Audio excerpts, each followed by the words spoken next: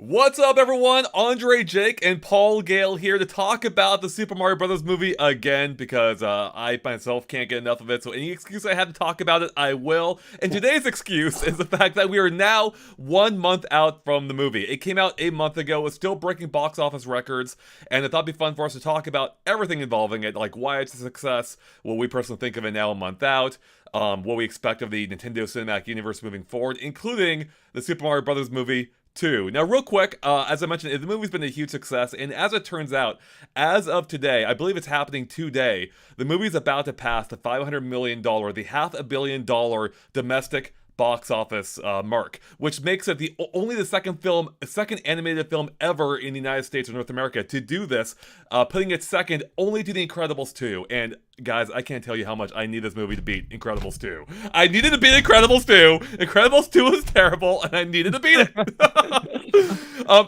Secondly, though, apparently I was just reading as well, this movie is now the #1 animated movie at the Mexican box office of all time. So clearly, it is still a huge success, and I can't wait to talk about it with you both and the chat. Chat, if you can let us know how we're sounding as well, that'd be great. But in the meantime, I gotta know, how many times have we all seen it now? Jake, how many times are you at? I've only seen it twice. I went to the New York premiere and I went with my fiance a second time. And I'm sorry. I don't know. You better be sorry, Jake. You better be sorry. So like normal person level, I right? guess. Twice. How about you, Paul, who's very much like myself, not a normal person, for better or worse? Five full times, yeah. 5, all right. That's respectable, Paul. That's respectable. But it's not 9 times. 9. Possibly soon to be 10. We'll see. That's awesome. I've got a wedding to go to this weekend, so I can't believe the nerve of my friends infringing on what could have been a 10th potential visit tomorrow. Instead, I gotta go to a wedding. No, I'm happy for them, but in any case, Can't they move the wedding?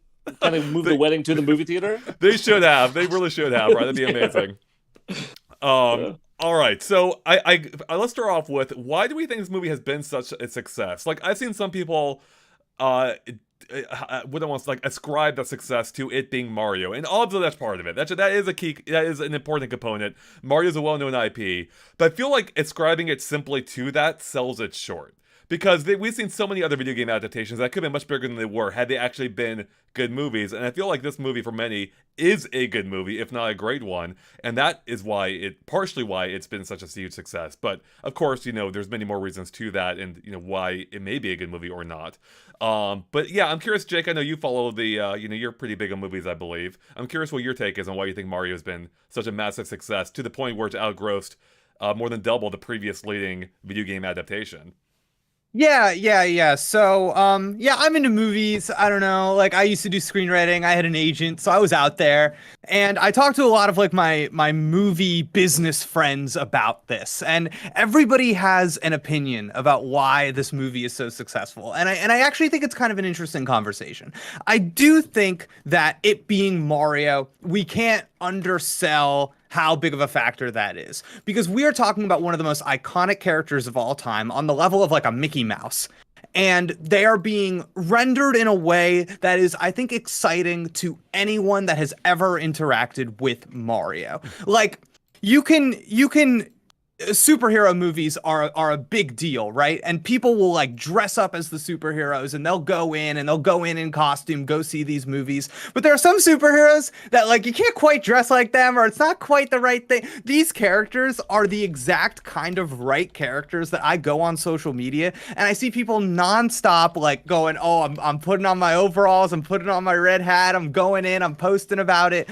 And I think the internet combined with how iconic Mario is, and kind of like this time period we're in right now with Nintendo, with the Nintendo Switch having like hit basically market saturation. I think all of this stuff does kind of create a bit of a perfect storm where people are ready to see Mario in a way that is not in the video game, more than I think they've ever been at any point in Nintendo's history. So I think when you add that all together, it's something to talk about, and I think that the critic reviews being kind of negative actually did kind of help it.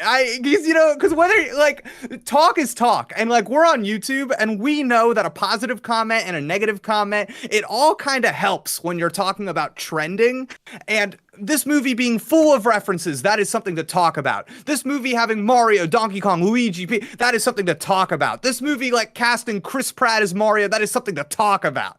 So this movie has some stuff going for it that it's not super safe, but it's not incredibly dangerous either. And it's playing with all of these incredibly hot pieces that I think it just was really set up to succeed.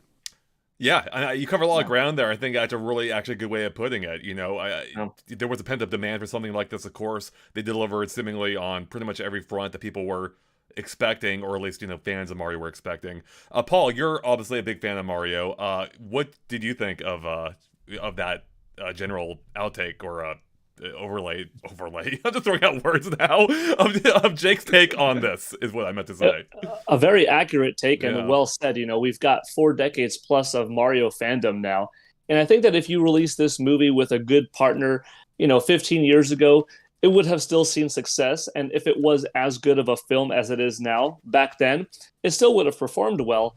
But we're in an age now where so many commenters are out there with public platforms and people with hundreds of thousands and millions of views. And those folks have their fan bases. So it's not just a media outlet or successful article being published in the New York Times or the LA Times raving about this Mario movie.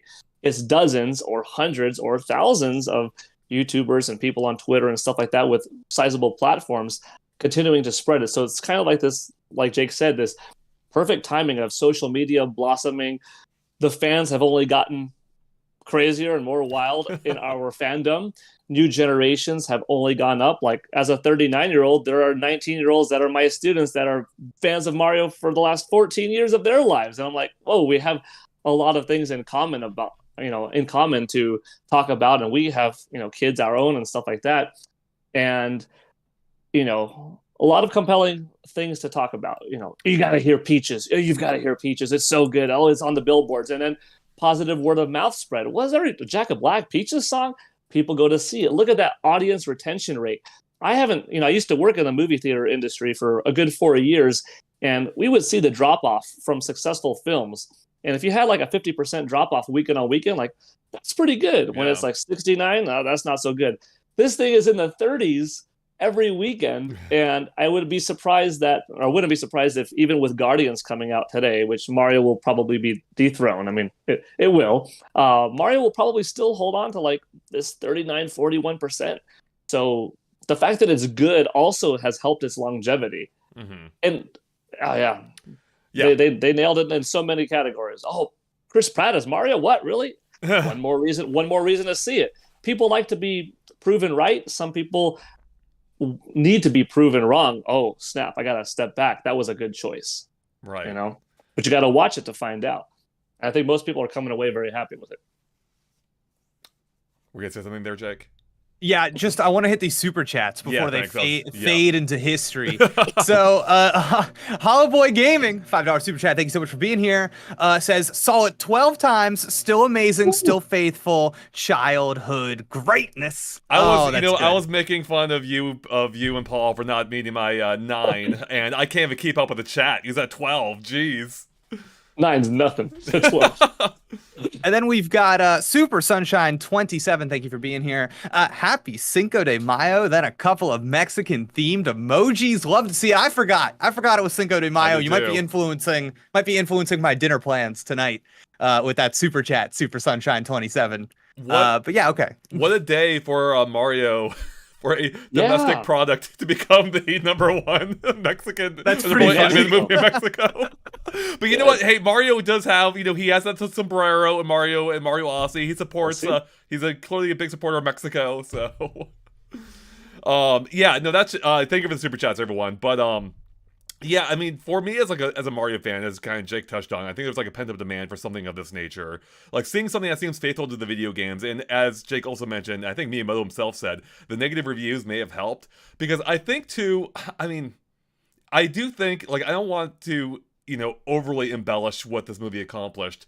But I think at the same time, I think this movie does kind of do something that no other, at the least the video game adaptation, does, where it does seem like it really was kind of respectful to the source material in a way, and I don't even think that fully captures what this movie did that fully has made it be so beloved by so many at this point.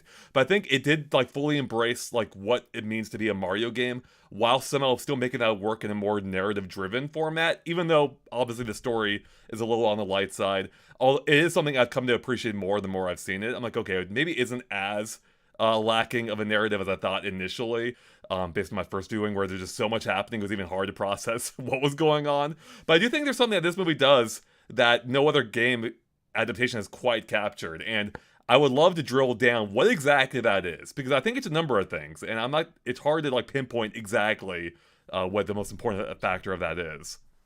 It's funny, Andre. I like how you kind of you threw that thing Miyamoto said about the critic reviews and that helping it get some buzz.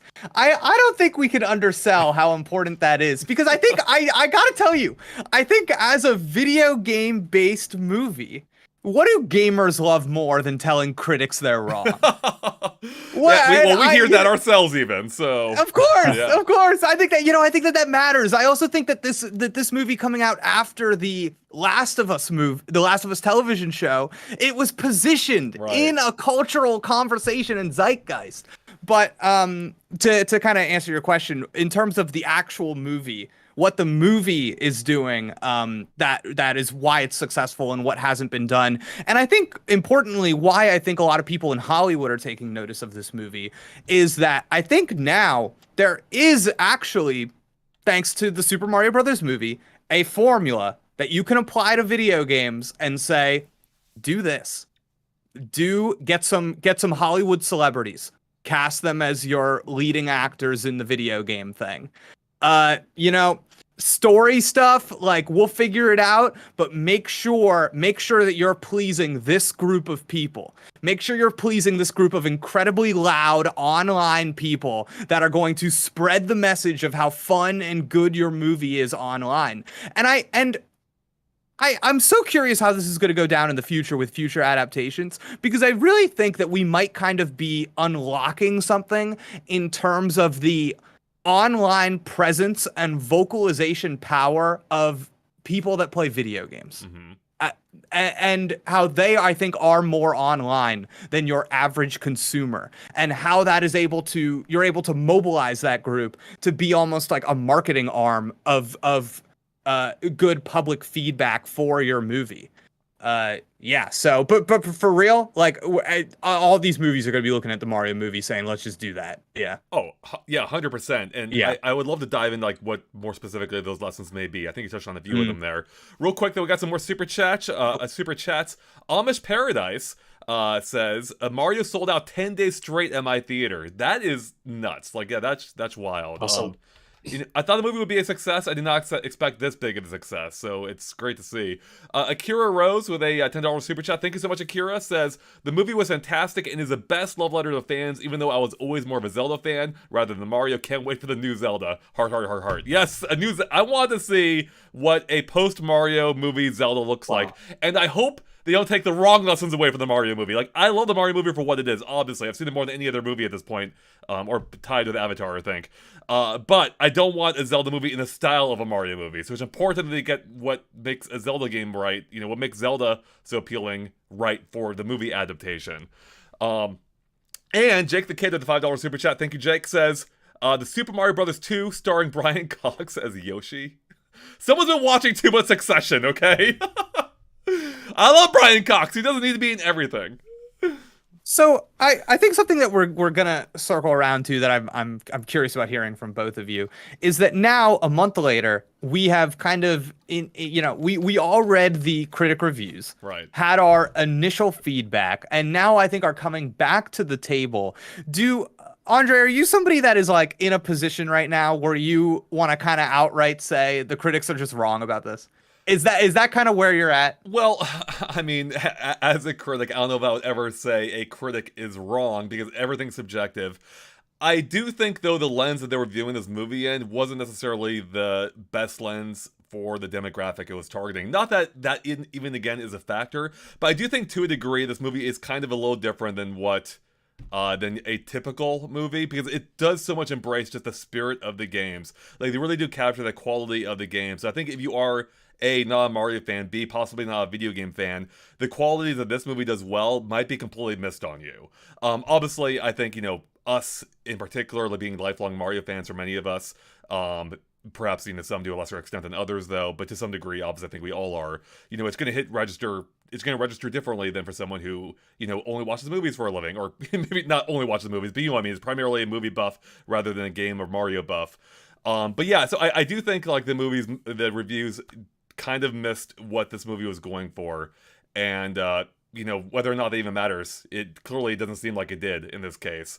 Obviously it would be nice, I think as a fan, it's nice to see something you enjoy being recognized that on a broader spectrum. But I think, with how it's being received by the marketplace, that's really all the recognition it needs. People who wanted to see this movie are loving the movie, and ultimately that's what matters. So do I agree with the critics, most or a lot of them? No. Doesn't matter? Also, not really. They did such a good job in, making it for us, and they had such a belief in their source material that they didn't have to deviate. They just added what they needed to make it a movie. It also helps that the source material is played by the tens of millions. And I think that's why Hollywood sometimes, if you have a successful game, and like if a game sells 10 million copies, you wouldn't doubt that that's not a success, right? 10 million is a lot. But if they figure, well, let's see, if each one of our fans, if we make this movie based off the game and we make it purely for the fans, and if those 10 million people see it, that's going to do $150 million in the box office. That's not enough. Right. We have to change it. We have to put in a love interest. We have to make this. We have to change that, to Hollywoodize it, to add some humor, to make this character younger, to make this guy have more sex appeal, and so on and so forth. And then you actually lose some of that 10 million original audience. And do you really make it back with the bigger audience? Sometimes not. And then that's when the movie is still not successful. Mario, you've got 27 million selling games left and right, 50 million selling games left and right. So if you please that audience, there's your guaranteed $750 million US, global. And then if you get the word of mouth, it spreads. So have a successful IP, do it well, don't deviate too much. Right. So could every video game adaptation do as well as Mario? Not necessarily, because if the game is like, Hollow Knight, and if it has a 3 million install base, well, it's not going to do these kind of numbers, even if it's really accurate to that material. Right. It would probably do better than the game, though. But yeah, so Mario is a little bit of a unique success story. It is. I mean, Mario is a very broad IP, especially being around for nearly 40 years at this point. So a lot of people are familiar with him on some level. Like I'm familiar with Mickey despite not being a huge Mickey fan. I'm, they made a movie, I'd probably go see it, but at least if it, seemed like it'd be good. I think you made some interesting points there. Except I think the definitive, or the degree in which they may have been confident. I have no idea how confident Illumination Universal may have been in this movie before it came out. But I feel like the decisions they made along the way were far from a guarantee that would actually work. But I think you made a really good point to the fact that a lot of the Hollywood adaptations we've seen before this, I think there's 50 other video game movies, maybe even more. They did take the safe option. They tried to Hollywoodify it. They added love interests or whatever else. They did what they thought would be necessary to make it appeal to a broad demographic. Now maybe it's because maybe it's because they knew Mario didn't need to do that, because there already is a broad fan base. I don't know how much that factored in or not, but what I liked is that Mario didn't seem like it was just doing the things that a typical Hollywood movie would, kind of like the Mario 93 movie seemed like it was trying to do, at least, in order to reach a broader demographic. So maybe it is, as you said, because they knew Mario has reached so many people already that they can cater more to that demographic. But in any case, I think the more I think about it, actually two things, Paul. I remember when I talked to you immediately after the movie. Do you remember when I told you critics are going to destroy this movie? Do you remember when I said that? I predicted that. They shouldn't. There's nothing wrong about it, but you could see the way they think. Right. You could tell. I could see it through the lens that they would probably view it, and I was not happy to be right, but not surprised to have been correct on that front. But I think the other is that I think I think ultimately why this movie is a huge success is that it makes me feel how I feel when I play the games. Like, it captures a sense of fun and whimsy that you have from playing a Mario game, and I think that's something that a lot of video game adaptations don't quite capture. They don't make you feel the same way that the game does. Yeah, so that's just something That's true. noticed. I almost want to take a controller with me if I go see it a sixth time and Play along with it. Oh yeah. So okay, go there. Go. Oh, watch out for that dry bones. Right. Yeah. It's funny. I'm almost like not willing to go that far. Maybe I've just absorbed too much like simulacrum in my life, but I can't like get in the video game headspace when I'm watching a movie because I'm watching a movie. And I do think that there is something to be said about the lens through movie watchers watch a movie. I feel like I use this example all the time, but that's because it's a good one. I remember when I was in school, I was in a class and we were talking about classical music. And they were like, Jake, you don't understand. When this composer went from this movement to that movement, you got to imagine it's like pop music for them. So they notice it immediately. And they're like, whoa, that big change. That was crazy that he just did that. And now we have pop music. So there's a reason that like when you hear a song you've never heard before, you might start thinking you know the lyrics or know how it goes just because we're so familiar with the conventions. Right. And that is because like art teaches you how to watch it. Are people facing superhero fatigue right now, or are they just sick of this way in which the craft and that kind of formula? Yeah. So is there something in this movie that is running like counter to the craft? I would say so, because it doesn't really fulfill a lot. For me, it doesn't really fulfill a lot of like the structural promises that I expect going into a movie. But then the question is, does it fulfill something in that absence that is worth it and meaningful and purposeful in a way that I don't miss those absences as much? Right. Yeah. Yeah, no, I think that's kind of a similar viewpoint that critics are viewing it as, just without the, is there something here that makes up for it? Maybe if there was, it didn't hit for them, which is totally fine. But I think you're hitting on it there. Like, this is a little different from a little bit more unique than your typical Hollywood film, I feel like, for better or worse. For me, better. And I appreciated that. The things that it delivered on made up for its deficiencies elsewhere. And that's something I think that's why I actually enjoyed it more upon my second and third viewings, because I went in without having those expectations affecting my viewpoint of it. Because Paul, I mean, I think you remember my raw reaction to it. Was like, I had a blast, I really enjoyed it, but I'm like, yeah, there's some things about it, I don't know, maybe I'll need to see it again to fully understand. And I think now, like, when I look at it, it's the most fun I've had at a film. And so it's hard to criticize something when I enjoy it that much. It's like, yeah, maybe this element could have been better, but without coming at expense of something else that may have affected my overall enjoyment of it all. So I mean, this is honestly, this is purely anecdotal, but also like sometimes I'll talk to somebody like my brother's girlfriend who doesn't play video games, doesn't know anything about video games, and my brother will be like, "Oh, we just saw the Mario movie." And I go, "Oh, what did you think?" And she explodes, going, "It was amazing." And I'm like, yeah. Why? What did you like? What? So I don't know. So there's definitely something here, and I think the biggest question on my mind now is, can lightning strike twice? Right. That is a question. Are you framing that as, or looking at it as, for Nintendo or for any other video game adaptation? For Nintendo. Okay. I think we can open it up to any other video game adaptation. I just don't think anybody even has a chance of coming anywhere close. If I'm being totally honest, I just don't see what. That'd be the one. I guess that's Nintendo though, I guess. So yeah. Yeah, with Nintendo. Yeah, I guess you're right. And I gotta tell you, yeah, go ahead.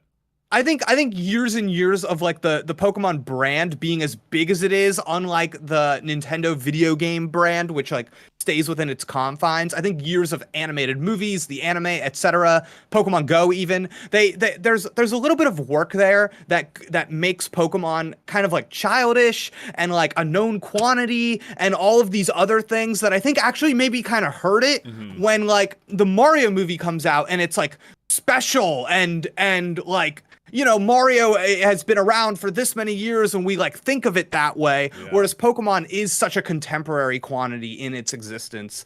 I don't think a Pokemon movie could even I don't think it could get close. I don't to what this is doing. Yeah. That's interesting. I feel like, yeah, it's hard to say. I feel like Pokemon would have potential, because look how well Detective Pikachu did, despite being a weird, quirky spin-off thing. What did it do? What are we looking at there? I believe it was the number 2 or 430 or so. I believe it was the number 1 video game adaptation until World of Warcraft. World of Warcraft came. Yeah, Warcraft came along. Yeah. I want to say Pokemon's around 430 or something. I think like that's right. Yeah, I was looking into it. But someone was telling me that Pokemon is still technically number 2, but for whatever reason, a lot of box office tracking websites aren't taking into account a re-release it had in some territory. I think the UK. Ooh. So that's interesting. Okay. But maybe I'm underselling Pokemon though. I will say, Pokemon, I have the utmost respect for Detective Pikachu. I thought that was a great swing. I enjoyed it. Yeah, me too. Yeah. Especially the first half. I think it lost its way a little bit in the second half, but I think they did really good, all things considered. And the fact that they made that world make sense on any level is impressive. The look of it, Ryan Reynolds, all those little choices, like that's the look, especially the look. It gave you that Pokemon you want to explore look. It gave you that, it's like, I want to see. Well, what does so and so look like in this universe? Like that's money. Yeah. Yeah. It kind of speaking. Oh, go ahead, Paul, please. Mm-hmm. So maybe an exploration-based Pokemon movie could do better than Detective Pikachu, because Detective Pikachu was a small niche. Now maybe it wouldn't do Mario numbers, but if it was crafted right, with as much effort put into it, and really hitting the different generations, and having nods, and people walking around with Game Boys, and people walking around with a DS. That's. I'm gonna interrupt you, Paul. That's how you do it. That is 100% how you do it. I'm not even kidding. Show a Game Boy. I'm not even kidding. That is an instant, to people's pleasure centers. That just man, yeah. You get the Easter egg, folks. The reason why you're watching it multiple times, like not just how many creatures did you see in the movie, but how many references here. Were the lampposts specifically gold and silver? Like, oh snap, that was a gold and silver reference, Did you see some kind of architecture like, oh, that looked like Rodon scales? Like, oh, totally. Put as much of a love letter interest into the film. And let me tell you, if they have a montage, I think if they have a montage where it plays the Pokemon theme song, I gotta be the very best, that makes you $1 billion right there. That's all you need. The montage, cinematically with that music, redone. Oh my god. That's pretty good, actually. That's you're not wrong. Get some like extremely relevant pop star to do like a cover of it, like a new version. Exactly. And you don't even really realize it at first. It kind of like slowly comes in. Yeah, you're right. That's $1 billion. They've teamed up with people before, like Katy Perry a couple of times, right? With Electric and stuff like that, and Ed Sheeran. So they're not against. Yeah. And that's just for like promoting a game, for a little music video and whatnot. So they could totally go big in the movie. I mean, we know Detective Pikachu 2. That's like on the way though, because we got that director signed up for that. So I don't know how that's gonna go either. I'm with you, Paul. If it was up to me, I would have been over at the headquarters going, listen, the next time people see a Pokemon movie, we're just gonna it's gonna be fighting. There's gonna be a lot of battling. We're just gonna throw that in their faces. Because I still feel like there was so much excitement in that Detective Pikachu trailer when you saw like that battle with Charizard going on. That was unreal. And even that scene in the movie was like really good. I could do a whole movie of that. Yeah. So what they need this time, right? Because you have that emotional connection with Pikachu, which is in the ring. So like it makes it feel like more meaningful than if it's just been a random Pokemon battle. You build a whole movie around that idea. I think that would be huge. So that'd be maybe it'll tricky to adapt the full video game narrative, but I think it could definitely be done. So all right, I'm gonna slide open the curtain a little bit. I'm gonna slide open the curtain. I think I can't get in trouble for saying this. So way back before Pokemon Detective Pikachu, there was a call put out that pitches were being taken for a Pokemon movie. I wrote one. Oh man. A couple of my friends wrote some pretty well-known people. I remember like being in the room with them, and there was one that got really far that I thought was going to get taken all the way. And I still sometimes think I'm like, oh, they're gonna do it. Somebody's got a hold of that one. So Yeah. they've thought about it. Yeah. There are definitely, I'm sure there are conversations happening now, Yeah. at this point with how well Mario's done. It'd be absurd if they weren't, if every video game studio weren't considering, every big one considering, like, hey, can we do something similar with the RIP? So yeah, I hope it does happen, Jake. Yeah, I hope, especially if you get the call. So, Oh, give me the call. I'm ready. Yep. Give me the call. What's next though? What is next? Oh man, well, what's next is me reading off the super chat I got earlier, being Super Bowser plushies, who just had the super chat no message. Thank you, Super Bowser's plushies. I mean, I think what is next is either Mario 2 or it's a Donkey Kong movie. I don't think. Do you really think so, Andre? Do you think isn't that such a huge undertaking? Doesn't that mean that it's like years out and a ton of money? Are they gonna do anything to kind of like keep this going in the meantime that's maybe less of an investment, big return? I don't even know what that would be. Like a TV show or something, or I could see them doing it. I could see them doing a little TV show. I could see Star Fox, please. Yeah. Star Fox, please. Yeah. So because there's Arwing's there on purpose. there's almost some I don't know. There's some history logic here. I'm thinking like a Marvel-esque Guardians of the Galaxy turn, because you've got some of these video game IP that are not as well known to outside of gaming audiences, and so you kind of have an opportunity here to bring something to the table that has all of this video game IP is like so diverse and creative and already comes from good writers. So you're already dealing with like this great chest of stuff that you could pull from. And I don't know if it necessarily has to be a show, but man, I don't know. I think there's a world in which the next thing we hear about is live action. live action what? Live action, a show or a movie, and it's not using the same kind of resources that an animated movie uses. So you have something working while this next big undertaking is also trying to find its feet or whatever. Because the fact of the matter is I don't think we can have Illumination make every single one of these things. Yeah, you know what I mean? Yep. Yeah. So and I think Nintendo is going to try to keep doing this and partnering with the right people and making those decisions. And I know for a fact they're taking meetings with people outside of Illumination. So it's one of these things. It's like I'm seeing people suggest Metroid in the chat. That's not going to happen. But I like the idea. I like the energy. I like the I like the energy. Metroid's a tough adaptation. I don't even know how you go about that. Everything that the games are, I think, don't necessarily lend themselves that well to being portrayed on screen. Not that it can't be done. I think it's just a very difficult thing to do. Those games are all about being isolating, exploration, slow puzzle solving. Like, I don't know where you begin with that. I think Zelda is a more natural fit, but even that's going to be difficult too. Like, would that be a live action type thing, or would that be all CG, a la the Mario movie? And I don't know. In either case, there's going to be a ton of CG anyway, because these are such fantastical environments. There's really no other way to realize it. A la kind of like that Lord of the Rings TV show right now. So I do wonder if the next thing we see is, in comparison to the Mario movie, like a tiny drop in the bucket. Like, it is not out of the realm of possibility that we do get a show, but it's like a 2D animated show. It's something that really didn't cost them a lot of money, and it's a property that kind of fits with that. Like Star Fox is not out of the realm of possibility for like a 2D animation show.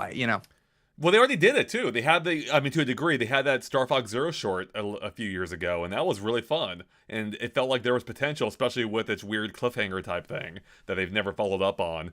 Right. And yeah, I think that something like that could be a smart way, because they can't adapt every one of their IPs into like the same cinematic style that Mario is. It just wouldn't work.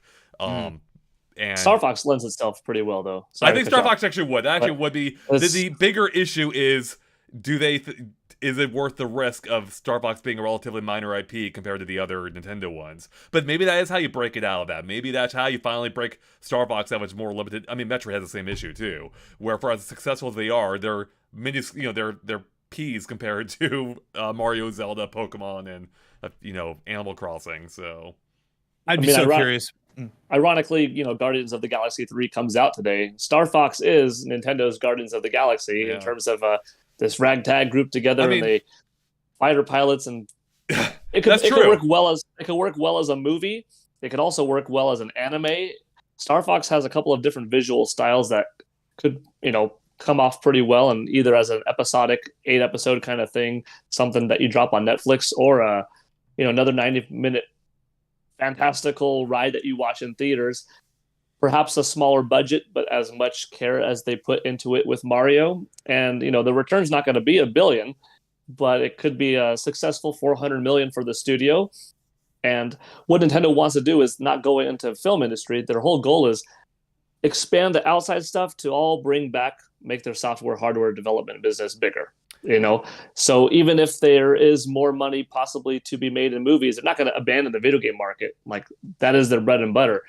So use these as Trojan horses almost. Like Star Fox, maybe the movie will be better than any Star Fox game has been, to bring people back into, when we do release a Star Fox game, there's more familiarity with it. Not just the 5 million people that buy a Star Fox game, but the 30 million that watch this movie in theaters.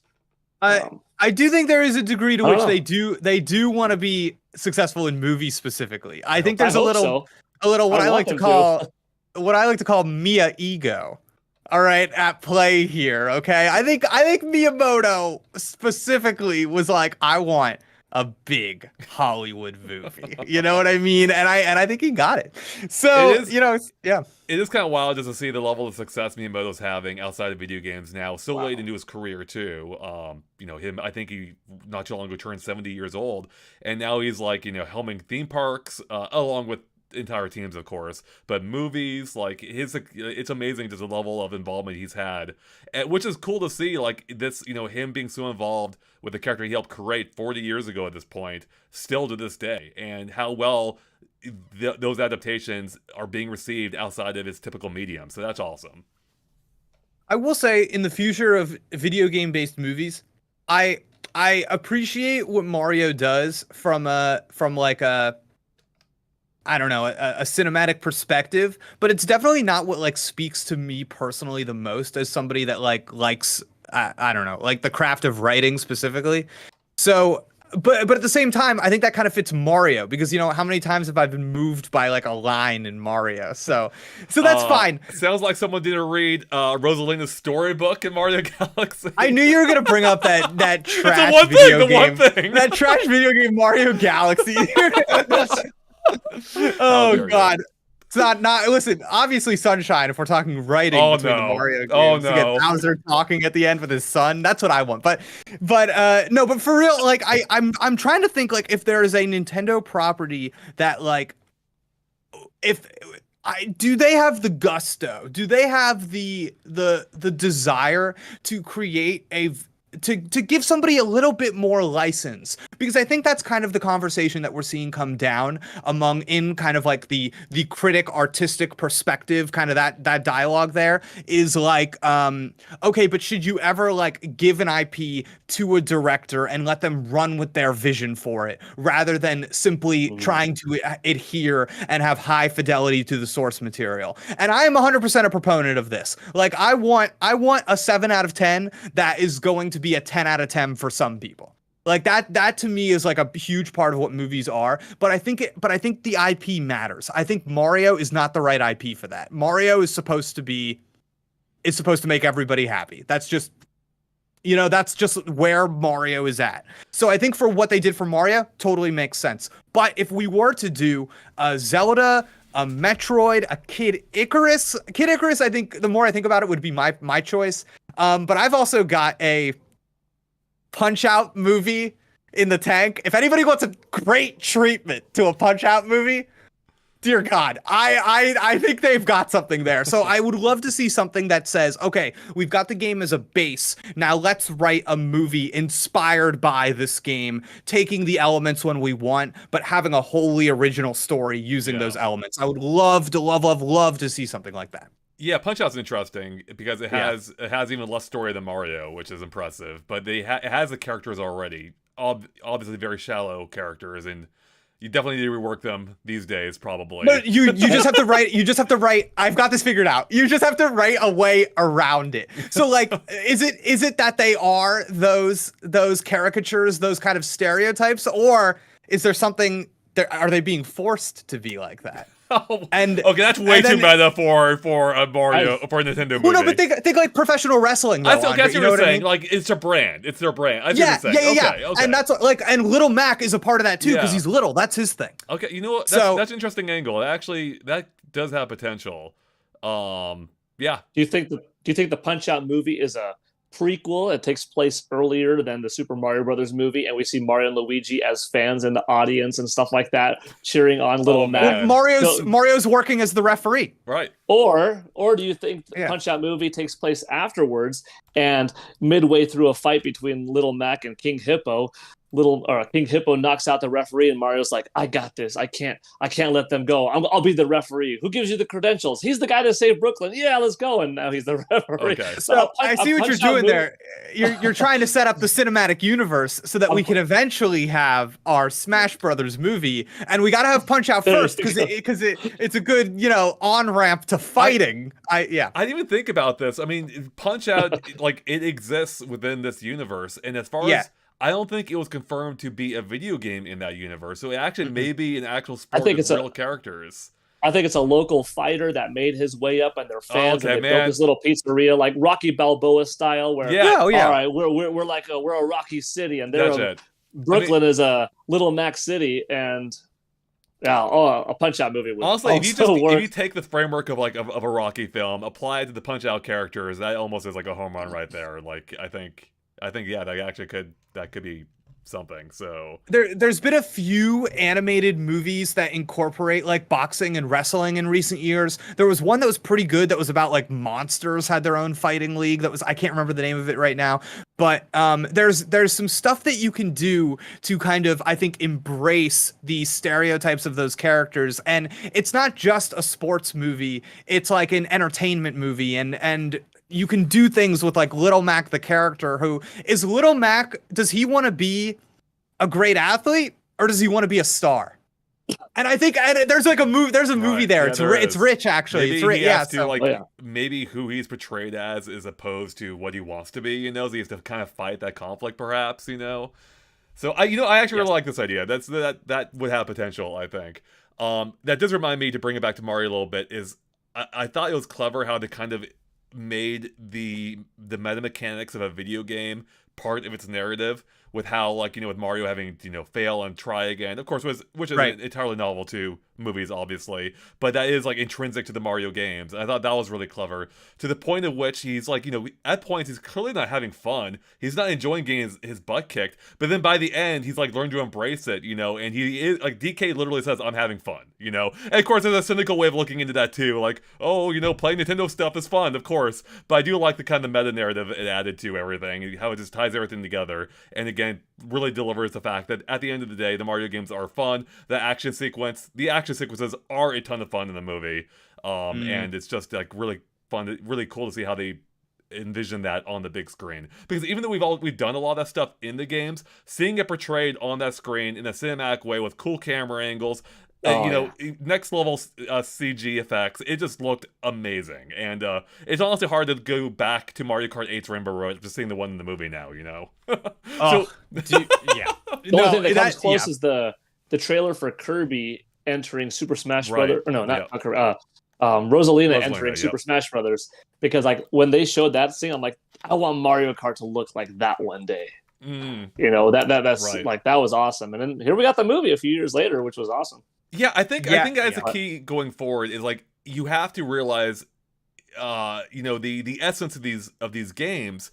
You have to deliver that while at the same time, like, delivering it in a new way, and I think that's a thing that is harder to achieve than it may seem. Again, Mario's big, inherently, the movie was going to be on some level a success, but the fact that it's successful as it is showed that they really found something there that truly worked and resonated with people. And the thing is, though, that's not going to be the lessons that worked, that people might take away from the Mario movie, aren't going to be the same lessons that may work for another video game adaptation. So it's really going to be figuring out, like, what is the core essence of this game, and then how do you make that work on the big screen? Yeah, I'm still on your comment about the graphics, because honestly, it's one of those things where it's like, they got me, where I saw the Mario movie and I loaded up Super Mario Odyssey. I was like, oh, I want to take in some Mario goodness. And I start playing it. And I'm like, wait a second. There's no power-ups in this game. There's no, and I almost couldn't believe it. I was like, wow, how did I just block that out of my mind? So yeah, it's almost weird that there is no like Mario game that I was like able to load up on my Switch that felt even like remotely new. Because Right. you got like 3D World, that was a Wii U game. You got that new Super Mario Brothers game, that was a DS game. I just kidding, I'm just dunking on the new franchise. But you know what I mean? It was Bowser's so Fury is the closest we have right now to a new Mario game with power-ups. Yeah. Sure. And am I trying to be Super Saiyan Cat all the time?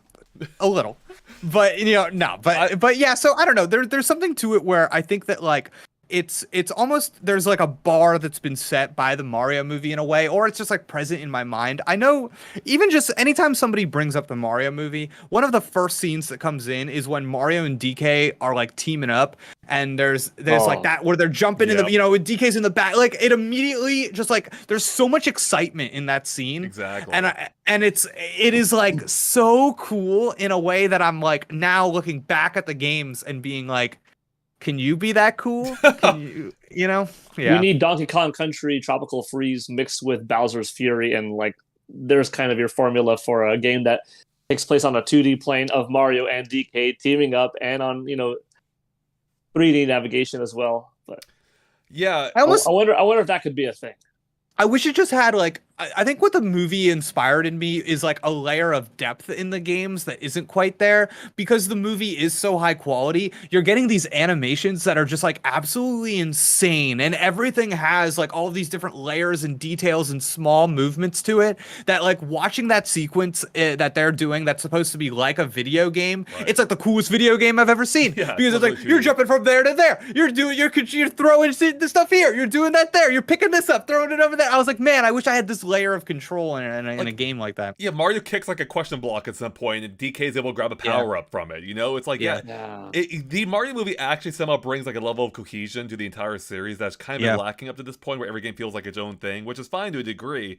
But I do like the fact that it really just made everything feel more, I don't know, more foundational, I suppose. Like everything has kind of made more sense here, and I would love to see some lessons taken away for the games, and I hope that Nintendo doesn't treat the movie line as its entirely own thing in a vacuum, because I would love for them to be like, okay, to almost reverse engineer it now, like to bring it full circle, like the games inspired the movie, now how can the movie inspire the games? Like what do people like from the movie that they would like to see perhaps applied elsewhere? And like for me, it was giving the Mario characters like an actual background and personality, like I love the Mario from the games, but he is a very one-note character. He's just happy about everything, for by and large, except when he's in a situation like Mario Strikers where he's almost jokingly angry, like he's angry to a degree that it's comical because it's absurd for who that character is. But in the Mario movie, we can see him react to things properly, to how like you would expect someone to react to this insane situation happening here. And I think that'd be fun if we had more of that, coming back into the games. Not that it needs to explore it as deeply,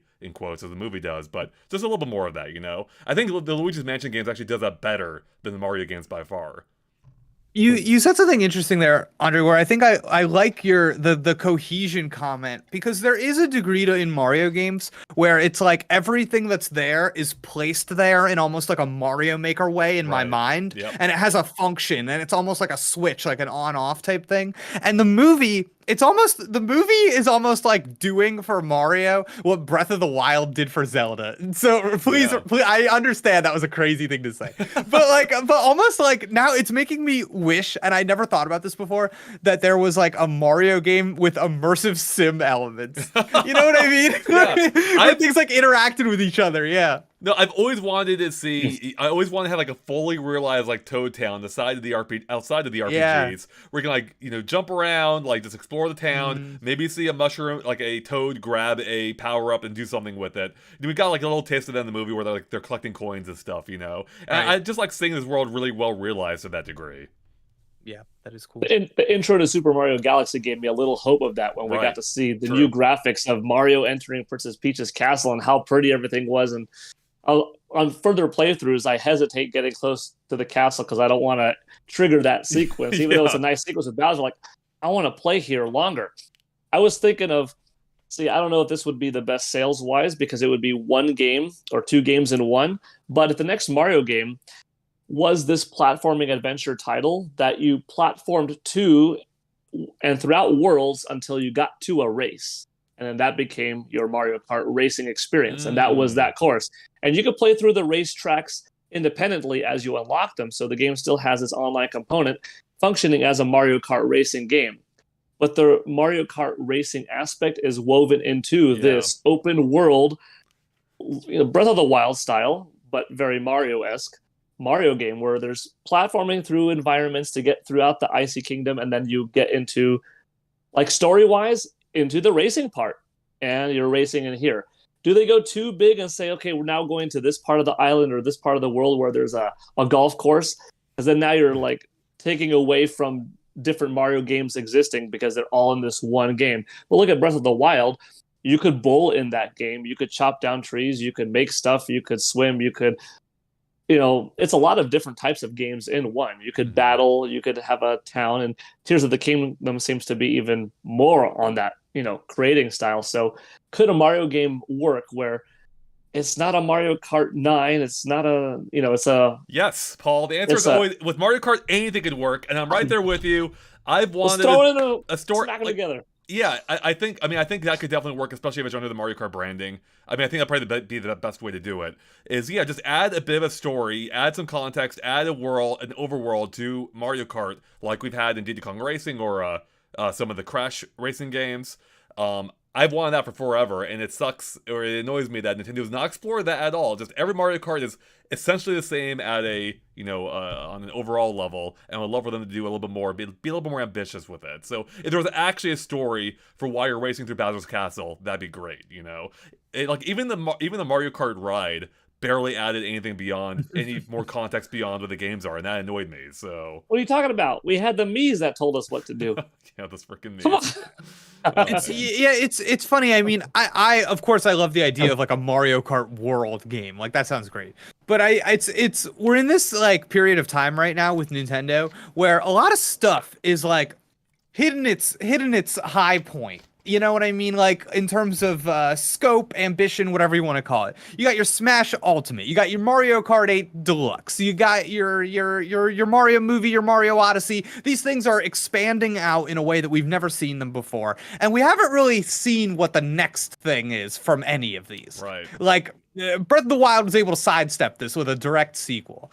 And I'm like so curious because this is such a stupid thing, but like bear with me. What the next Mario Kart is gonna tell us so much about Nintendo, dude. It's gonna tell us so much. Because if it's just like another Mario Kart game and it's like, hey, here's 32 tracks, whatever the heck it is, it's, you know what I mean? Y'all love Mario Kart, here's the new one. Then I will never get my hopes up again. You know what I mean?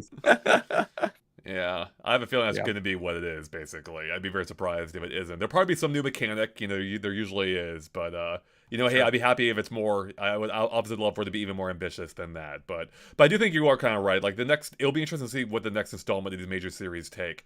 I think Mario may have tipped its hand a little bit with the movie's emphasis on power-ups and even Bowser's Fury continuing the 3D world style of power-ups, or, the typical Mario style, but continuing the 3D land, 3D world idea.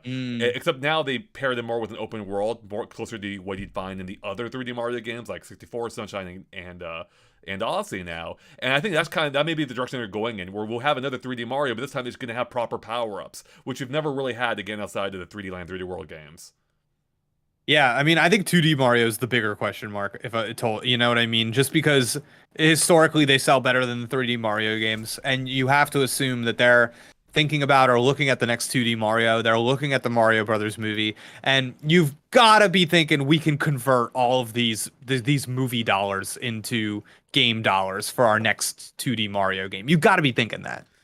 Something has to have been worked on behind the scenes for the last few years, though, right?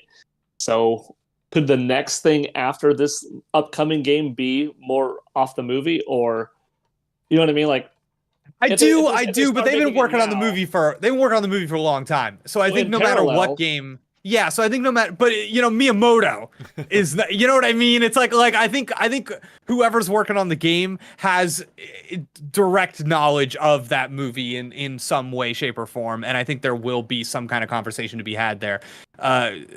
Will Chris Pratt voice Mario? Probably not, but that'd be cool. That does remind me real quick of just, Yeah. I know we've talked about the voice actors ad nauseum, but maybe just to bring it back to the movie for a little while before we wrap it up, just to address, like, at least one of the complaints I've seen more recently on Twitter, like, some people are really hung up on the licensed music for the movie. Now, I thought it'd be fun for it just to see how we feel. But I think, Jake, you were actually even more positive on the licensed music than even I may have been initially, even though since I've become fully on board with it. Because I've heard some people on Twitter have taken the original soundtrack composed for those scenes that's on the actual soundtrack and overlaid it over the scenes themselves.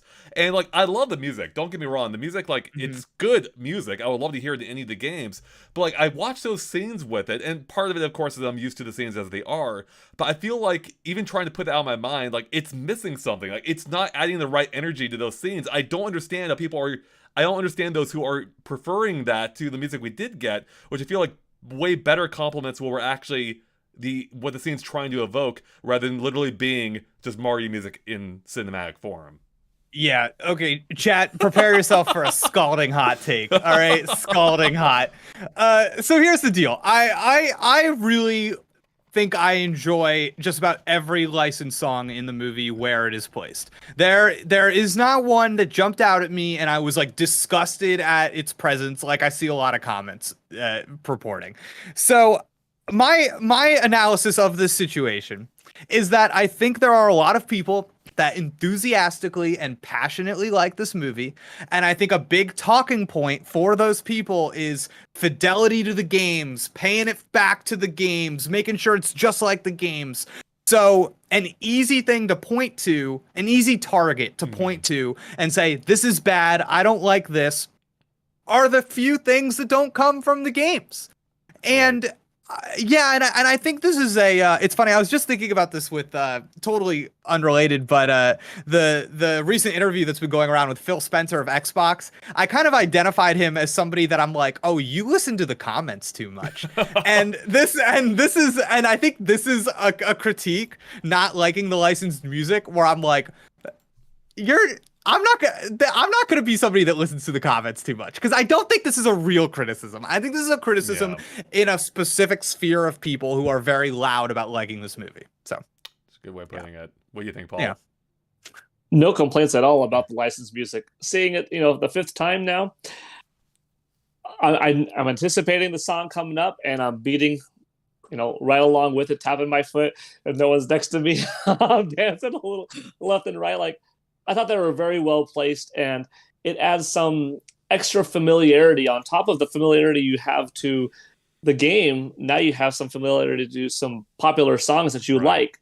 And sometimes that matches up that, oh, this came out in 83, this came out in 84, and maybe, too young to really appreciate it at the time. But you've grown up as a Mario fan, and you've grown up as, fans of these other pop cultural songs. So it was perfectly fine by my standards. And I think for people that, it probably helped people that aren't the biggest Mario fan to have something that they could also connect. We have like the other track, and you could, and you can like replace it. So I think wait, did you see the chat messages? Are we back? I'm just now seeing it. Are we back? I think we're back.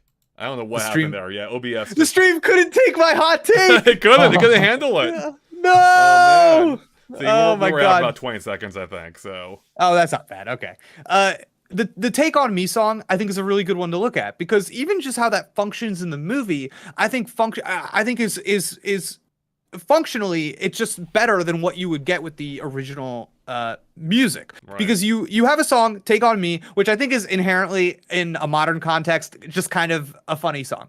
But we all know how it goes. It's very well known. It is this thing that's in our head that you are anticipating the next word, the next beat of the song, whatever it is.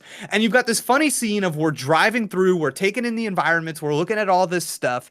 And the fact that the music keeps going, the story keeps going, everything keeps going as one Kong character spins out and explodes. apparently to his death, and the song does not react to it. The song keeps going. You know what I mean? That is how that should function. That is how like that's nope. We're not, nothing went wrong there. We're gonna keep it going. I think that's rock solid. Yeah. Yeah, no, I fully agree. You almost like, I like the contrast with that music. Like, it almost helps highlight like this weird world Mario's now found himself in with these Kongs, and yeah, it just felt so. It felt like it was missing something, and I think it goes beyond. I mean, part of it is the fact, I think Miyamoto himself said too, like, during these scenes, there's no actual talking, and it feels empty without having some kind of like vocal presence, like, which is what the lyrics help provide. But it's not just that too, though. I think that is a part of it. Yeah, the music just isn't. It's almost highlighting. It's, how do I even want to put this? It almost feels too atmospheric. Not that it is atmospheric, but it feels too befitting of the regions as we understand them from the games, and it takes away from what the scene's actually trying to convey. I think that's what people are missing. I think you touched on this earlier, Jake. Like, people just want that one-to-one element to the games. I think no, like obviously that's a huge part of why the movie's a success, but I think I don't want necessarily it to be exactly the games in movie form, and I think having that music worked better, and also helps like make it more, the contrast just works better too. Like at the end, for instance, the fact that the movie is delivering with that superstar theme, I think is amazing, and the fact that they saved it for that moment was perfect. And I think they found just a really good balance between licensed music and actual Mario-based compositions, and I just think it worked pretty much perfectly across the board. Yeah, I mean, if anything, I thought they could have toned back some of those Mario compositions. It was a little, yeah, I really felt that way. I saw somebody else make this comment. I thought it was a good one.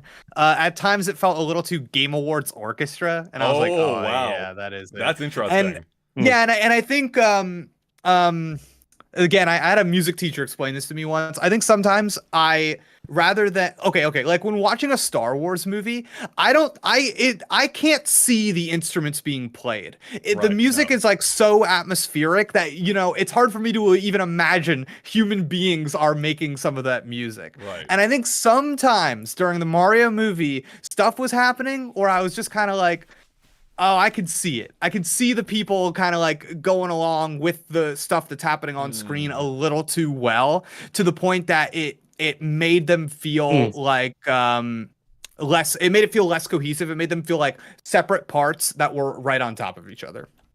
Yeah.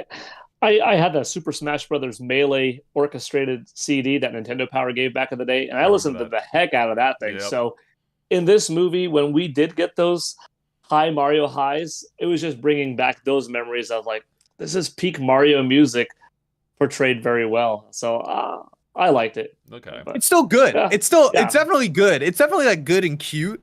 I think there's one scene that really stuck out to me the most in, and it's like when we're first in the Mushroom Kingdom and Mario's doing his whole like going up the elevator, hanging out with Toad thing. Because I think yeah, and I think it's part because it's a medley and it is switching up so much that it kind of calls attention to it every time, which I think is by design. It wants you to be like, here's this one, here's that one, here's that one. But it definitely put me in, I'm noticing the music rather than watching the movie. I can definitely see that, but I can only just say I pretty much agree with Paul that it totally worked for me. It didn't take me out, but I can absolutely see how that could be, because you are registering it, especially like when it switches from one to the next. But I thought the movie did it pretty well overall, which is something I feel like a lot of adaptations, like the Sonic movies, have almost no Sonic music in it. And I'm like, why, for a series so well known for its soundtracks, how they dropped the ball? But I can absolutely see that, and there are scenes where I feel like, you know, they could have swapped out for licensed music, and it probably would have been fine too, you know. Real quick, Amish Paradise had a super chat a while ago saying, "I'll never listen to Take On Me the same way again." Yeah, I cannot hear. I've heard that song now since outside of the Mario movie. I can only think of that scene now, which is funny because I forget I mentioned it in our initial review, but that scene did stand. No, I did. I remember talking about it. That scene did feel a little jarring to me the first time, and I think just because of my expectations, especially of hearing that song elsewhere, like in Shrek 2, or even more recently in the Tetris movie, which I'd seen just a few days before the Mario movie. But now that I've seen it again multiple times, like, no, it's perfect. I love it. It's great. I love going to the YouTube music videos and seeing comments like, came here because of the Mario movie. That's like, so here you funny. got something that's been around for years or decade, and like, yeah, who came here for Mario movie? 700 likes. That's so great. That's gonna be good. All right, to kind of why? Oh, actually, real quick. Gabe the Bombird says in the Peach's training course montage, they use the "I Need the Hero" theme song that was used in Shrek 2. Yeah, I mean Shrek 2's use still might be the most masterful use of that song, but I very much appreciate its use in the Mario movie now. So especially with like how it just highlights Mario's emotions through that scene. Again, it does a much better job, I think, than the soundtrack that was composed for it. Not to take away from the music itself, but the music itself was amazing. But oh wait, really quick. My favorite one please. though in the whole movie, "No Sleep Till Brooklyn," the Beastie Boys one at the very beginning. That lit me up like nobody else. I guess there was something in my brain that was like Nintendo would never a Beastie Boys song. Right. They would, you know what I mean? And, Yeah. and just it being there, it like pumped me up, and I love like the choreography of that scene too. I thought it played so well together. That's like I think one of my favorite moments in the movie as a whole. Yeah. You know, I think that's actually a great way of looking at it, or like why I think I enjoyed it so much too. Is it felt something Nintendo would never done otherwise. Like, Yes. it's weird here. It is, I mean, weird in a good sense hearing this licensed music in a Mario game, Mario thing. Yeah. And I like that. Never did It's before. cool. It's like, wow, they're taking it seriously, you know. And I actually do appreciate that on the kind of larger, you know, meta narrative level, meta context level. So. Oh yeah. Now, oh, I was gonna say, does that mean that in the Zelda movie they're gonna have Eminem "Lose Yourself"? You know, but Oh, that'd be awesome. I would go so hard for that. Oh my god. or maybe they do. Oh, The man. real Sean said earlier, Yeah. it honestly gave me the same vibes as when Odyssey surprisingly started using those vocal songs. It just made everything feel grander. Yeah, Cool. it did feel to a degree a continuation of what Odyssey had flirted with. And I love those moments in Odyssey. Those were definitely standout moments. And so it was fun to see the Mario movie kind of lean into that even more. And I think to an appropriate degree, like, again, even if people don't like the licensed music, okay, I get that, sure. But the complaints that they're being too much, it's like, it's probably in the movie for like 10 minutes at most. There is not that much licensed music used in the movie, and when it is, it's for a pretty short duration. So I truly don't understand those complaints. So the new super chat just came in from Ikai Mizu1, who said, for me, Take On Me conveyed that this cool Kong has a car radio and he blasts tunes while he drives. The other way sounds like he doesn't have one. Yeah, Yes. I like that too, man. Good point. I feel like, yeah, we talked about this a little bit in our initial review too, but I kind of like what they do with the Kongs at their introduction, where there's like an 80s thing just like going on with them. The with, like, hair? the cars, Like, and the play. Yeah, the whole thing, the style, so I appreciate that too. I thought there was some good synergy in that moment. Yeah, they bring it back to that as well with like Thunderstruck later on, which, by the way, not that affects my enjoyment of it, but Thunderstruck really is a very fitting song for a game series all about lightning bolts, you know. So Yeah, it works. yeah, it does. All right, we're gonna wrap it up pretty soon. So let's bring it back. We talked about what the Nintendo universe could do next for for movies, but I want to talk about the Mario movie specifically. Do you think they're gonna greenlight a sequel immediately? And also, I should mention there is a writer's strike happening right now, so this could affect how soon that gears start moving on that. But I am curious to know. Also, full support for the Writers Guild, by the way. So. Second, though, I know we've touched on it before, but we've had a month to think about this now, especially with the success of the movie. What do we want from a Mario movie? Jake asked earlier, can they capture this energy again? Can they capture lightning in a bottle twice? And if they do, what would that movie look like? Like, what is the Mario 2 movie going to be? Or if we wanted to explore a spin-off like Donkey Kong, like, what are we kind of picturing here as our next Mario-ish, Mario-related project for the movie film industry? Okay. Yeah. Jake had Jake to prepare himself off camera for this. Yeah, I did. Yeah, okay. Because I really think they're gonna get multiple things going at once. I feel like the next piece of news that we're gonna get about Nintendo and movies is going to be, hey, we signed a contract for X movies, Right. and or something like that.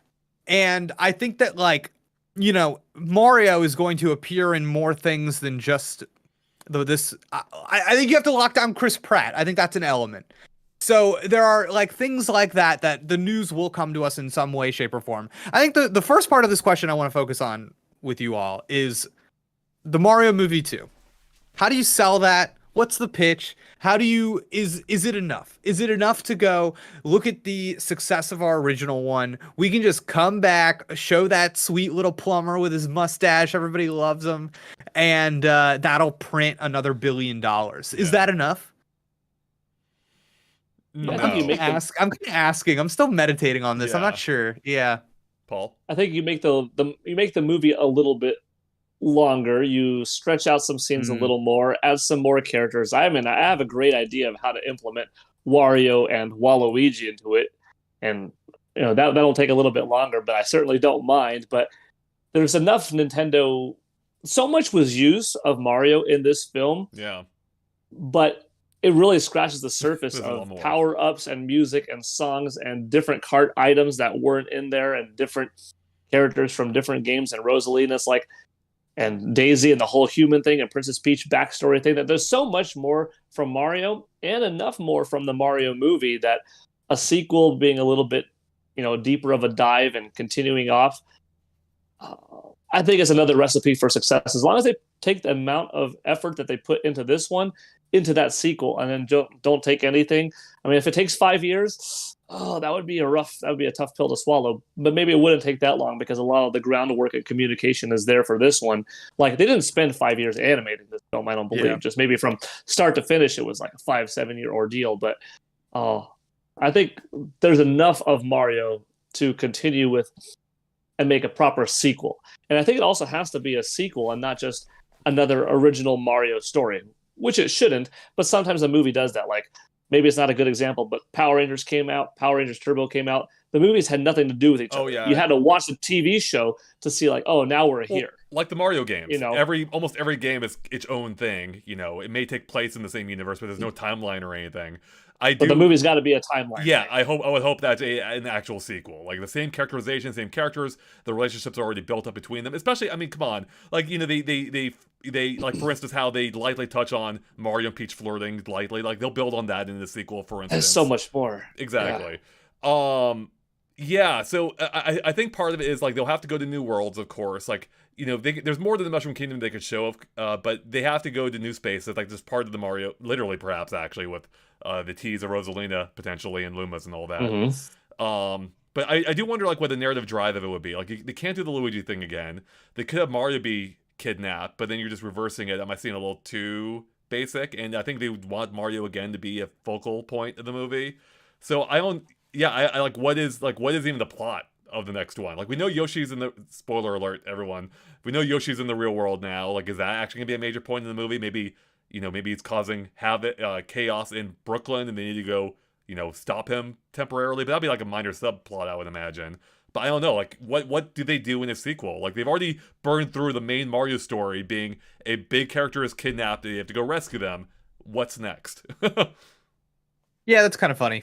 When you put it like that, that's because I think in my head I'm kind of like, you just do that again. Yeah, you could. That's what the games do. So yeah, and like I know a lot of people don't feel this way. I know there's like a bit of a trend to not do this in animated movies, but I think a lot of people are sleeping on Bowser reappearing. I kind of tend to think that he probably will reappear, just because the degree to which I think Jack Black was successful for them. Oh, yeah. And they can have a breakout sequence, a prison break sequence. All that cast has to come back. Yeah. So I think Bowser's coming back, but I also think I'm thinking about the marketing push for this movie and how, like, we got that poster, and I forget which interview it was in, but somebody mentioned, they're like, yeah, we got the numbers back on that poster, and oh baby, and I was like, that's cool.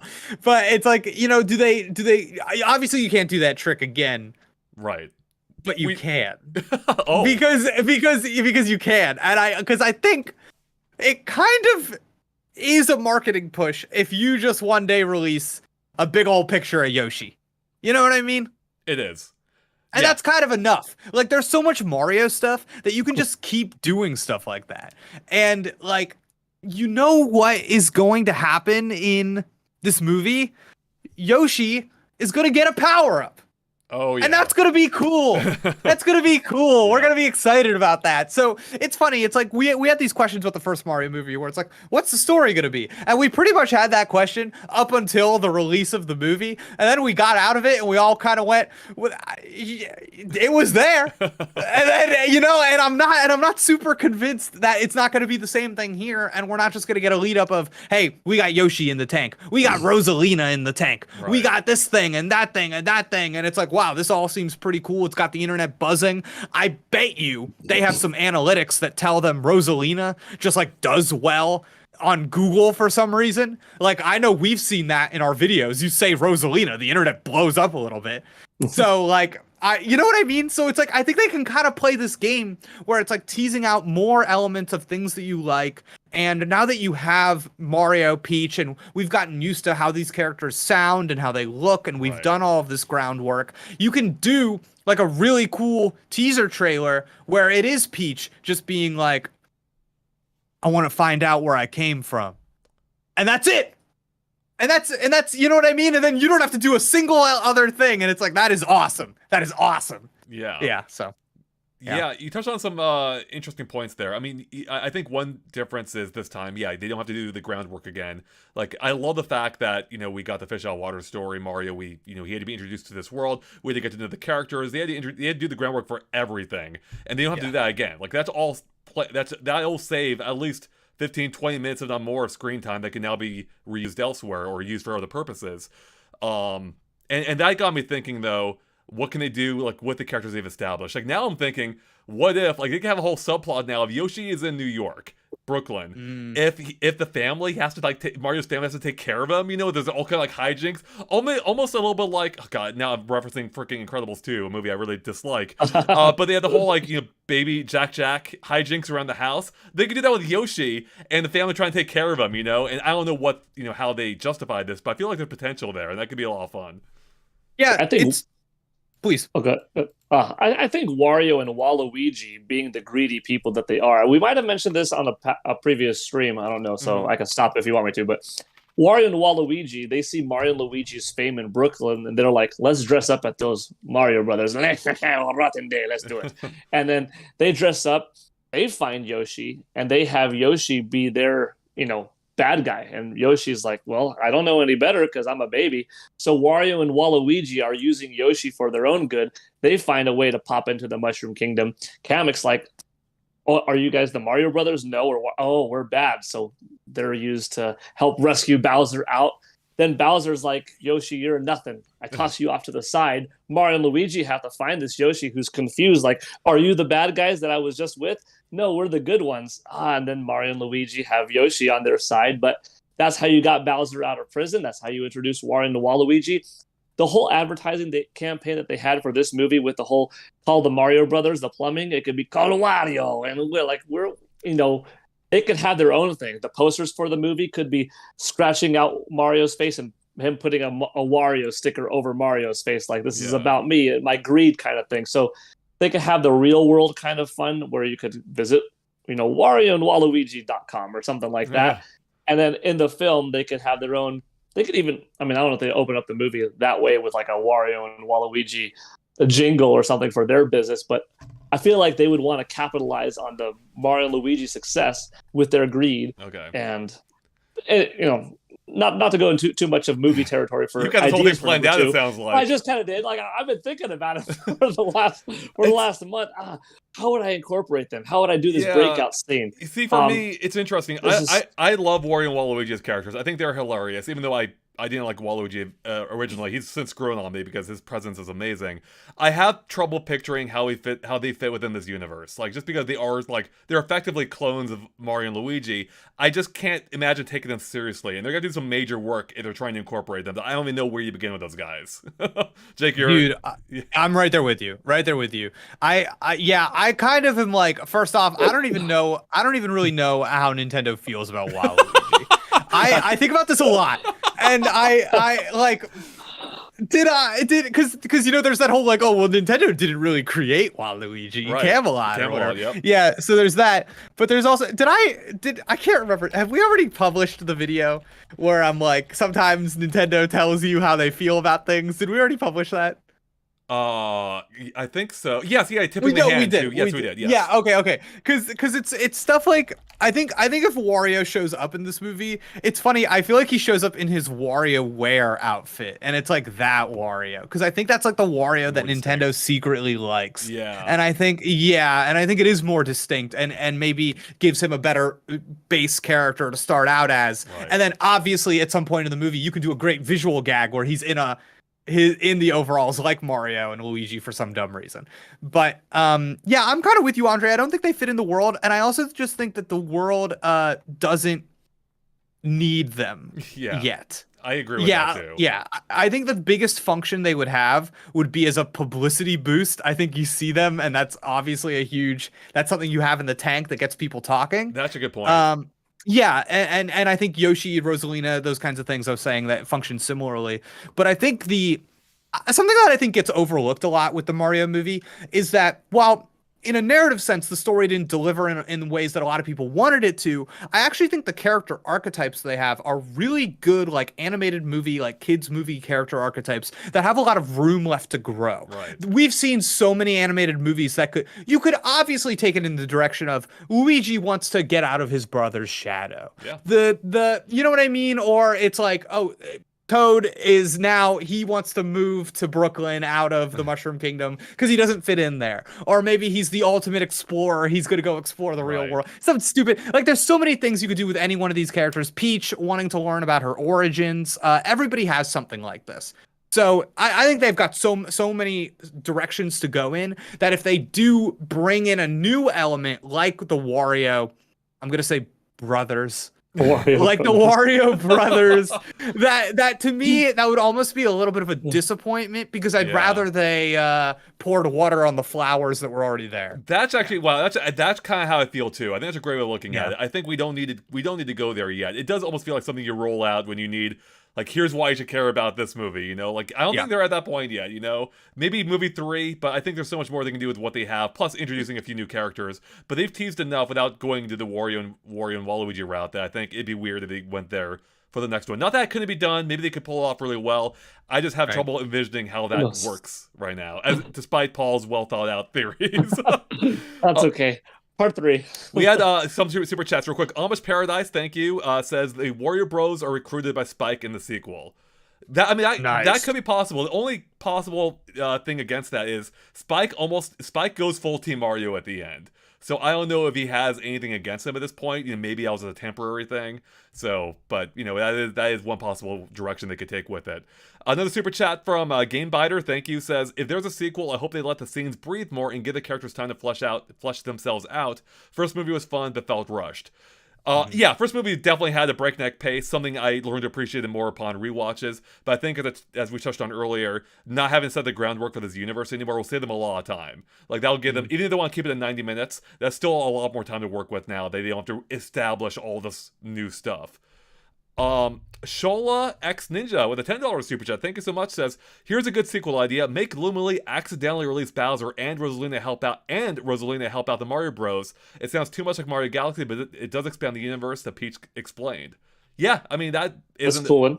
That is a good one. And especially because, you know, I'm trying to think if there's a good way for it, because I was trying to think Lumily already like escaped its own cage, like, and it just didn't care. It's just floating around the cage. It doesn't care, but it only wants to die. So maybe there's a fun way they could tie that in together with Bowser. But I do think the direction they were hinting at is introducing Rosalina. And Jake, I was thinking too, as you were talking about this, they could totally do the same thing they did with Mario, where they show just a back of Rosalina to tease her, right? Before they do the full face reveal, and yeah, you get two reveals for the price of one, basically. Oh my god, sign up some big name voice actress. That's a whole that's come on. Somebody that the kids on TikTok want to see little video interviews of. That's huge. Yeah. We're gonna have to cast the sequels in a future video. We're gonna have to cast them. Oh yeah, that'd be a fun one. Yeah, who is Rosalina? We'll come up with who is Rosalina? Who do we have Tom Holland as? Who's Yoshi? Like Ash Mander in the chat beating me to something I wanted to say. They say make Rosalina not float. Okay, I'm gonna be real with y'all. I kind of need this too, because more specifically, I don't want her to be the weird pseudo-god thing she is in the Mario Galaxy games. I need her to be more grounded. I need her to, I don't know what she is what is Rosalina? But she has a very human origin story, but then she's a god somehow. I don't think they ever explained this transition, like how she can control time and as like the celestial being. I need her to be more grounded. So I need her, and that could involve literally not floating, but I don't know. Am I alone on this? I feel like her presence is a little weird in Mario, and it's hard to empathize with. Maybe, I don't know.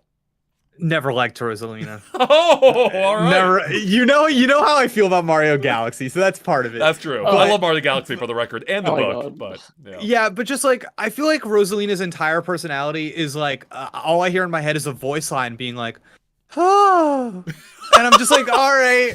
Like, okay, like Yeah. that's just for me, I prefer somebody like more like Daisy, you know, a little Right. more staccato, a little Yeah. edge. Yeah. You know, it would be bold if they teased Rosalina in the first one, only hold out on her for another movie and have her be in the third one or something. Because Daisy will be a fun. I think Daisy's whole like personality could bounce off the character as well in the. Oh, and with Luigi Yeah. romance, Yeah, like that'd that's be right. so Oh, good. man. Jenny Slate, Daisy.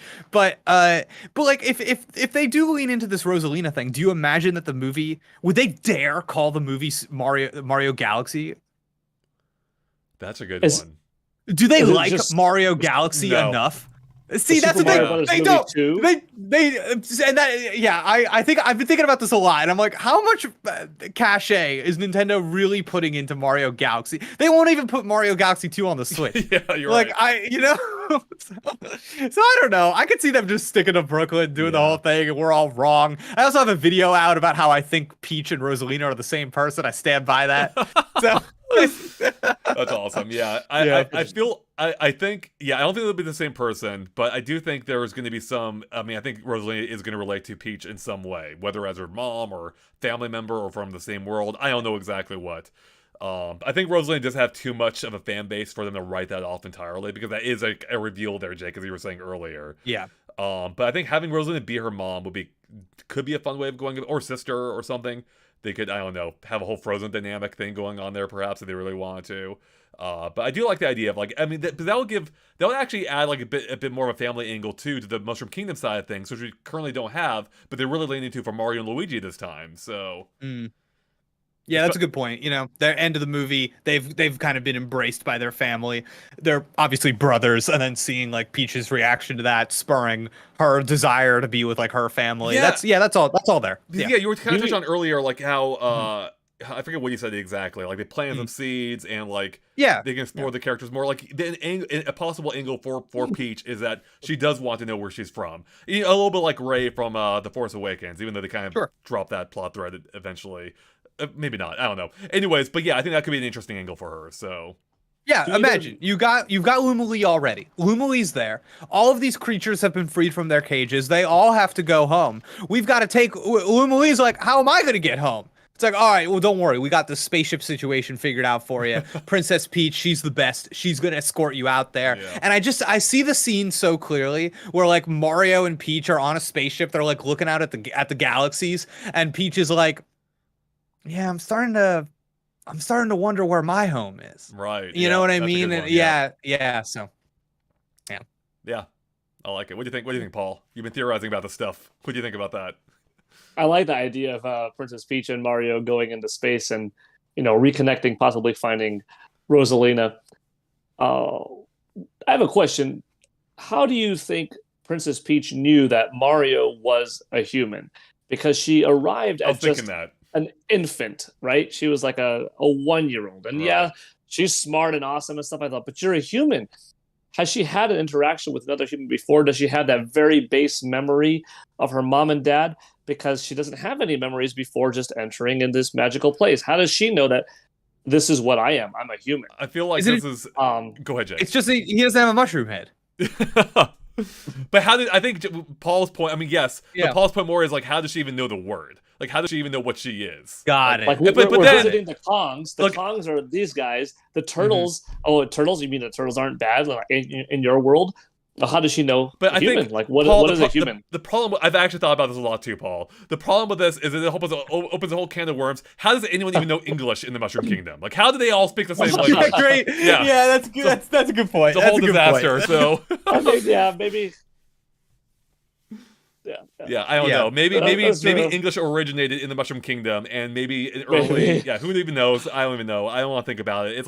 It's a whole Cars universe. Like you think about that too long, and it'll drive you insane. So. I mean, I feel like the Toads know though. I feel like the Toad, like they seem to have that's a some good kind one. of grasp. Yeah. You know what I mean? They seem to have some kind of grasp on that. They like knew what they were. They kind of knew Mario's whole thing. So maybe there's some backstory with like the pipes and things being connected and then things not being connected anymore. And I don't know. But again, like these are questions I don't want to know. I don't care to know the answers to these. Like if they're like, all right, we're really digging into the lore this time, God, I'm like, all right. The only thing I want, the only lore I care about, because yeah, Jake, you're right. It's so easy to go overboard on this stuff, like Indiana Jones or other movies, like explaining Han Solo's backstory. It's like, no, you're taking away from the character when you do that. We don't need to know how he got his name.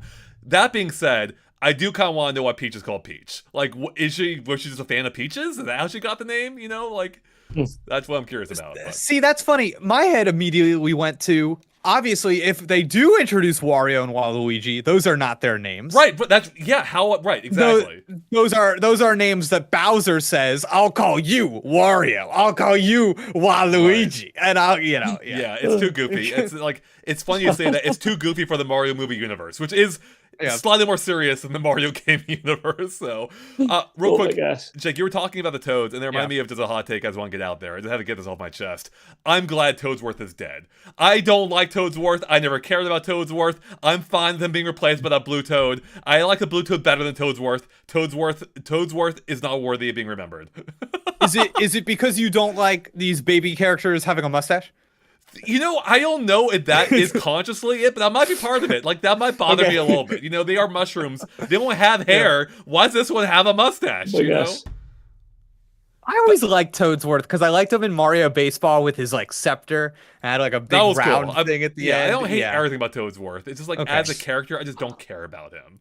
You know? I think it's his voice, like, or whatever it was. Yeah, it is like that. Amish Paradise says Toadsworth is God. All right, well, see, that's how you replace Rosalina as a god to make Toadsworth the god. So, Disney Duncan with a super chat. Thank you, Disney Duncan says this movie is my favorite of all time. I want Zelda next.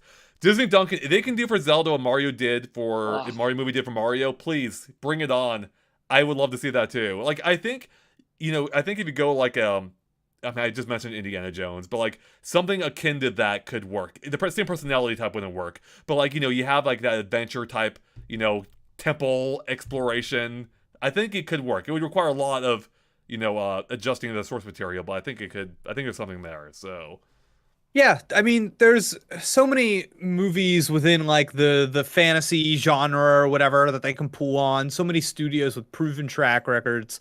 And I think to me, the most exciting thing about a Zelda movie, honestly, would be like the casting. I would just be so like about that. Like it'd just be cool to see like who's playing Link, who's playing Zelda, and having giving performances to these characters that I think I've never really been attached to their performances in games before. So having something for them that is more definitive in my mind, I think would just be like fun and interesting. Whereas like with Mario, you don't have that problem. Like everybody's brain of it's me. Like, it's like, but with Link, what are we doing? Yeah, like it's not there. Yes. Yeah, no, that's a great point. They had a little bit more to build off of with Mario. Yeah, it's somehow Link is less of a character than Mario is, which is surprising to say considering the scale of the stories in Zelda are grander than Mario's.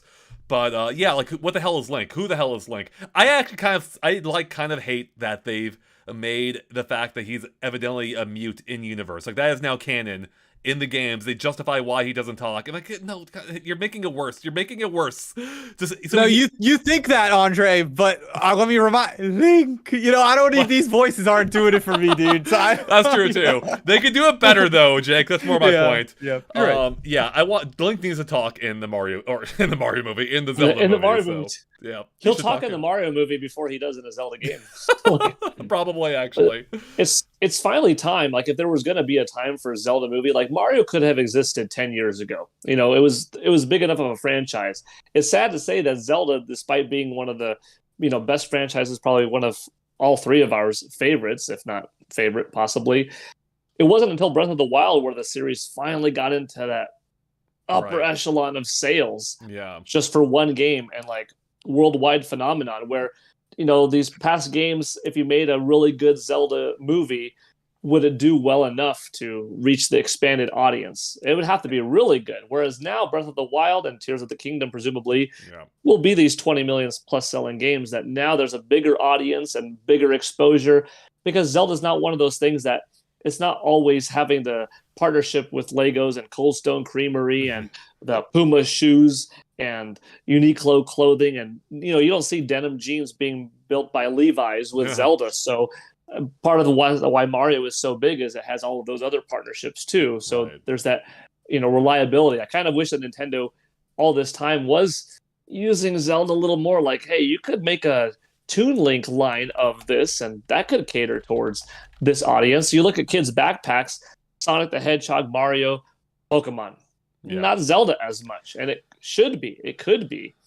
That's a good one. So coming up soon, I think Zelda, it's always been big enough for us, but maybe soon it will be big enough to sit well with the tens of millions.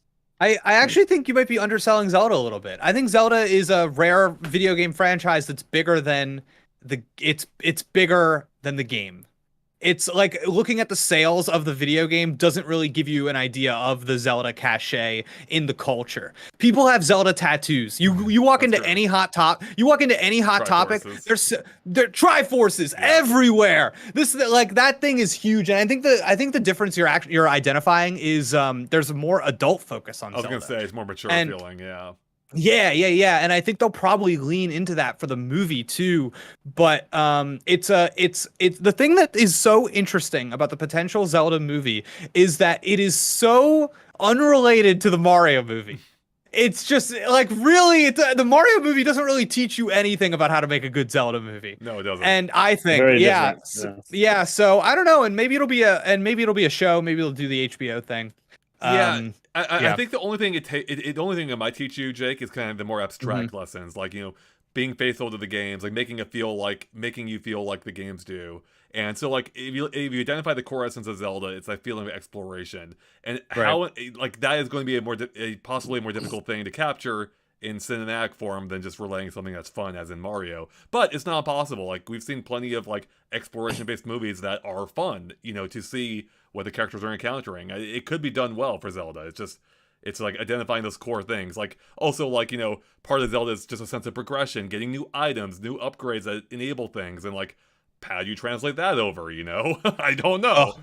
It's so hard. The thing that's special about Link is that Link is the player. And when you take that out of the equation, and when you take that out of the equation, it's like, okay, I think if you're making this movie, you have to go to the drawing board and you have to say, okay, for our movie Link, what is the thing that's special about him? What is the core of this character? And I think that gives you a path to giving you more of the kind of movie that I would like to see in a video game adaptation, but it's also riskier because a lot of people aren't going to identify with your movie's Link in the same way that they're going to identify with the Link in the games. The only angle I think they could go with right now that I can think of offhand, not the only angle they could go with, but the one that seems most evident to me is, like, you tie it into his Triforce of Courage, and he has to earn that courage. Like, Mario, he starts off courageous in the Mario movie. He just learns to realize that that's a strength, like his inability to quit, that's a strength for him. Like, Link would maybe need to overcome, like, almost more of a Luigi thing, I guess. Like, he's not courageous enough. He needs to earn that right to become, the character or the person that this world needs him to be in order to earn the worth of the Triforce or whatever. I don't know. And I think that what's interesting about this conversation is that I think you're going to get a different answer from everybody that says something. Because even right there, like, I didn't think about it that way. For me, it was, okay, what is it about Link? It's the fact that he is the hero of time and is essentially reincarnated. And like, if I'm doing this movie, I'm doing Across the Spider-Verse where Spider-Man dies in the first act. And then you get a different one for the rest of the movie. You cast up Chris Pine, trot him out here as Link, have him get killed by Ganondorf, and then boom, Tom Holland wakes up 100 years later trying again. And that would be the smarter way of tying into the canon of the games, just because that's how they explain all the new Links and all the new games. Like, we just hit reset every time, basically, but it ties in this larger narrative. Yeah, for me, I don't know. I kind of don't want that though. Like maybe it's because I grew up in the era before the timeline was even a thing. You know, before these multiple links were even canon. And I always liked the idea of there's just being like a singular link. You know, you following this one character. Sure. He's nothing special. He's not like a reincarnated hero or anything. Mm-hmm. He's just a dude trying to trying to fix Hyrule. But you know, maybe they could. Your adaptation idea is an interesting one. I hadn't considered that. So. A lot of ways. And That's why it's exciting. Yeah, and it allows them. I mean, it allows them for multiple things. They can recast Link down the line, whether purposefully or because they have to. You can present different Links with different styles. So if the first movie bombs, just try again with the next one. You know, so and like different Ganondorfs finally making use of my. If I was in charge of DC Comics movies, just recast Joker every movie and never acknowledge it. Finally, we can use that idea. But yeah, so I don't know. There's just the world is wide open, and I think I'm so curious to see what they do, not just as a consumer that wants to see it, but as a creative that sees like, man, they really have their pick of what they could do right now. Right. And yeah, so I'm curious what they go for as a company, what speaks to them. That makes sense. Well, Yeah. I think, I mean, if anything, the success of Mario has shown that there will almost definitely be something in the future. We just don't know exactly what yet, but I'm excited for it. Sounds like chat's excited for it. And actually, we have a couple more super chats real quick. Gamebiter, thank you, says, also can't wait for Tears of the MacGyver. Yes. I say yes. Oh, Yes, it seems to basically be that. Awesome. Disney Duncan with another super chat. It says, 1 week till Tears of the Kingdom. That's right. They also had super chatted, seeing it again for the third time tonight, being the Mario movie. Awesome, Disney Duncan. Hope you have a great time. The third time might have been my favorite overall viewing. I had a total, because at that point, like, I fully knew what to expect. No, I had nothing else getting in the way. I was just able to fully enjoy it on its own level. I had a complete blast. So, hope you have fun as well. And speaking of Zelda, by the way, we need to wrap this up soon, / now, because Jake's got a stream coming up involving the Splatoon Zelda Splatfest. Are you excited for that, Jake? I am excited. I fear I might have chosen the wrong team. Uh-oh. Which team? I chose Link. I aligned myself with Big Man Team Courage. Courage as well. But one, I will of course have my green screen set up, and I happen to choose the one. I've got the shirt that's green, so I'm like, already, I've made a mistake. But I'm seeing a lot of Team Power online, so I'm a little So we'll see. All right, well that'll be exciting. So we'll be repping Team Courage, I guess, during the Team stream. Courage. That's one I need to go vote myself still, actually. But yeah, stay tuned for that. That'll be starting at 5 p.m. Pacific time, so only a couple hours away. So it should be fun. Paul, where can people follow you at if they want to see more from Paul Gale? YouTube and Twitter at Paul Gale Network. Awesome. That definitely go follow Paul. He always has some great takes. And Paul, I have to say, like, I think I align myself more with the Mario movie. Like, I feel the way I feel about the movie now is how you felt initially, right? Where I'm like, I was having some hangups, you know, but now I'm like, okay, I get where Paul's coming from. This movie's great, and I love it. So there's nothing wrong with it. It's pretty much perfect. All right, everyone. Thanks for watching. Stay tuned for Splatoon coming up in a couple hours. We'll catch you later. Bye, everyone.